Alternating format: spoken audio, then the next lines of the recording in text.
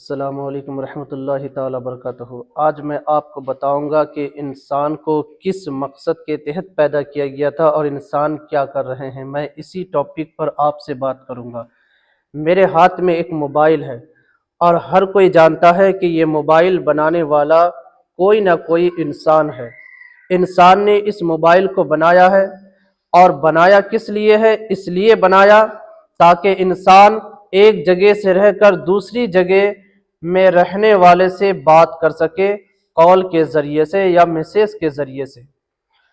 تو موبائل کو بنانے کا اصل مقصد ہے کال کے ذریعے سے بات کرنا۔ جو اگر کسی انسان سے ملاقات کرنا چاہے، بات کرنا چاہے، تو جو کام 2 گھنٹوں میں یا کئی دنوں میں ہوتا تھا وہ کام موبائل کے ذریعے سے 1-2 منٹ میں ہونے لگا ہے۔ تو موبائل کا اصل مقصد ہے کال کرنا، کال کے ذریعے سے ایک دوسرے سے بات کرنا۔ لیکن دیکھیے ذرا، کمال یہ ہے کہ دھیرے دھیرے یہ موبائل چھوٹا سے بڑا ہو گیا۔ ایک ایپ سے اب ہزاروں ایپس اس میں لوڈ ہونے لگے۔ اس میں واٹس ایپ، فیس بک، انسٹاگرام اور کئی طرح کے ایپس اس میں موجود ہیں۔ جب آپ واٹس ایپ چلاتے ہیں، فیس بک چلاتے ہیں، 50 ایپس کو اوپن کر کے رکھتے ہیں، لیکن جو ہی کسی کا کال آ جائے تو سارا ایپس بند ہو جاتے ہیں اور کال شو کرنے لگتا ہے۔ کال شو کرنے لگتا ہے۔ موبائل یہ بتاتا ہے کہ تم جتنے ایپس چلا رہے ہو یہ سب عارضی چیز ہے۔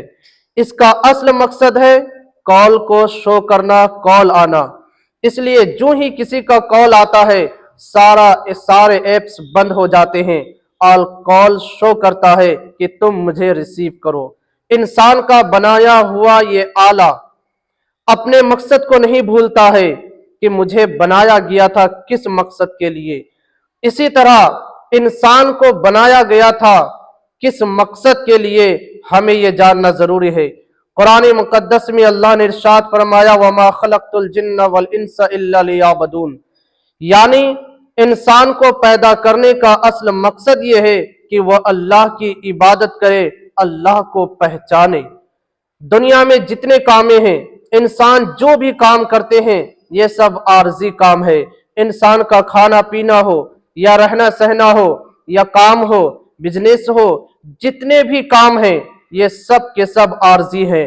لیکن جو ہی انسان کے لیے یہ حکم نافذ ہو جائے کہ تمہارے اوپر یہ حکم نافذ ہوا کہ تم نماز ادا کرو، جو ہی وہ وقت آ جائے اور نماز ادا کرنا فرض ہو جائے تو انسان کو چاہیے کہ وہ سارا عارضی کام کو چھوڑ کر پہلے ان کی زندگی کا جو مقصد ہے اللہ کی عبادت کرنا، وہ عبادت کی طرف چلے جائے۔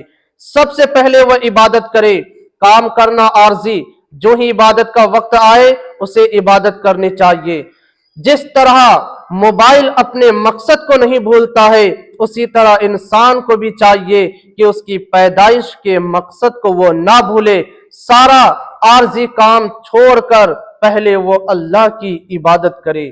دیکھنے والی بات یہ ہے کہ یہ انسان کا بنایا ہوا آلہ ہے اور مقصد یہ ہے کہ اس میں کال کے ذریعے سے بات کی جائے۔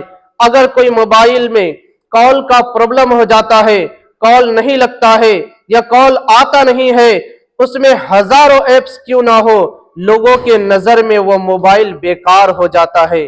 انسان اس موبائل کو کم قیمت میں بیچ دیتا ہے یا کچرے کے ڈبے میں ڈال دیتا ہے، یعنی اسے کہیں بھی پھینک دیتا ہے، اس کی پرواہ نہیں کرتا کہ موبائل کے ساتھ کیا ہو رہا ہے۔ اسی طرح انسان کی زندگی کا اصل مقصد ہے عبادت۔ اگر وہ اللہ کی عبادت سے دور ہو گیا، اگر وہ اللہ کی عبادت سے منہ موڑا، اپنی زندگی کے مقصد کو کھو بیٹھا، تو پھر اللہ تبارک و تعالیٰ بھی یہ پرواہ نہیں کرے گا کہ انسان کس حالت میں جی رہا ہے، بھوک سے جی رہا ہے، بیماری کی حالت میں جی رہا ہے، پریشانی کی حالت میں جی رہا ہے، اور وہ کہاں پڑا ہوا ہے، کس طرح پڑا ہوا ہے، پھر اللہ تبارک و تعالیٰ بھی اس کا دیکھ بھال نہیں فرمائے گا۔ اس لیے دوستو، اگر اپنی اہمیت کو برقرار رکھنا ہے تو ہمیں اپنی زندگی کے مقصد کو نہیں بھولنا ہوگا۔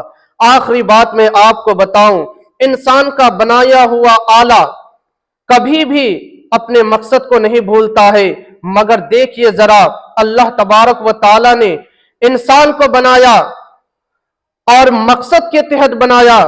हमने इंसान ने मोबाइल को बनाया तो मोबाइल अपने मकसद को नहीं भूला, मगर इंसान को जिस मकसद के तहत बनाया गया वो अपने मकसद को भूल गया है हज़रात। इसलिए हमें अपने मकसद में उतरना है। हमारी जिंदगी का जो मकसद है सबसे पहले उसे अदा करनी है, और दुनिया के जितने मामलात है ये सब के सब आर्जी है, तो हमें आर्जी से ज्यादा असल की तरफ ध्यान देनी चाहिए। अस्सलामु अलैकुम।